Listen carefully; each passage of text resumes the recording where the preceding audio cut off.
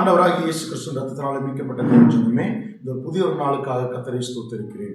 இந்த நாளிலும் கர்த்தர் நம்மோடு கூட இடைபடும்படியாக தெரிந்து கொள்ளப்பட்ட வார்த்தை சங்கீதம் 59வது அதிகாரம் 17வது வசனம் இப்படியாக சொல்கிறது. என் பலனே, உம்மை கீர்த்தனம் பண்ணுவேன்.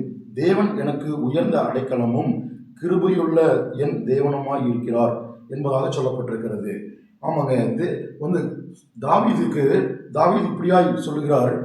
தேவன் எனக்கு உயர்ந்த அடைக்கலமும், அவர் ருசி பார்த்தபடியினாலே இப்படியாய் சொல்லுகிறார். அவர் அனுபவிச்சபடியினாலே அந்த காரியத்திலிருந்து அவர் விடுதலையாக்கினபடினாலே அவர் இப்படியாய் சொல்கிறார், உயர்ந்த அடைக்கலம்.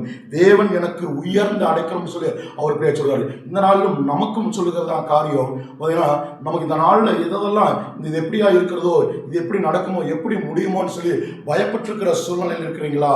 கர்த்தர் நமக்கு சொல்லுகிறார், தேவன் நான் உனக்கு அடைக்கலம், நான் உனக்கு நானே அடைக்கலம் சொல்லி சொல்றாங்க. தாவீதுக்கு செய்த தேவன் நமக்கும் செய்ய அவர் வல்லவராய் இருக்கிறார்.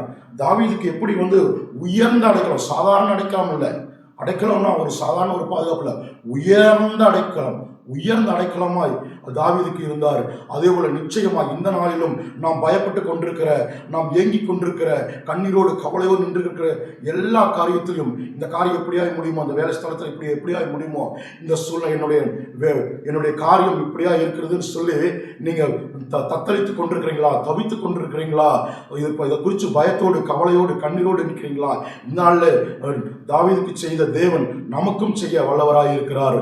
அவர் தாவீதுக்கு எப்படி உயர்ந்த அடைக்கலமாக இருந்தாரோ, அதே போல நமக்கும் இந்த நாளில் நாம் எதிர்பார்த்து கொண்டிருக்கிறதான எல்லா காரியங்களும் அவரே அடைக்கலமாக இருந்து, அரணாக கோட்டையாக இருந்து நம்மை பாதுகாத்து வழிநடத்து வர வல்லவராக இருக்கிறார். பயப்படாதீங்க. இந்த நாளில் எதை குறித்து நீங்கள் பயப்படாதீங்க. அவர் பாதுகாப்பு கொடுப்பார். போக்கிலும் வரைக்கிலும் நம்ம செய்கிற இந்த நாளில் நம்ம பேசுகிற காரியம் எல்லாவற்றிலும் அவரே நமக்கு அடைக்கலமாக இருந்து, அவரே நமக்கு துணையாக இருந்து வழிநடத்த அவர் வல்லவராக இருக்கிறார்.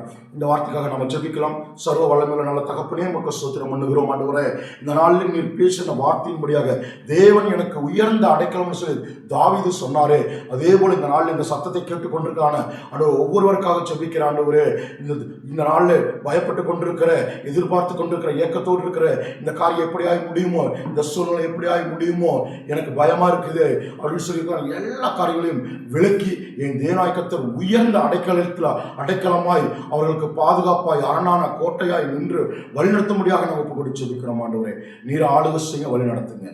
தேவக்கரம் கூட இருந்து வழி நடத்தட்டும். இயேசு கிறிஸ்துவின் நாமத்தில் ஜெபிக்கிறோம் நல்ல பிதாவே. ஆமென், ஆமென். God bless you. God bless you.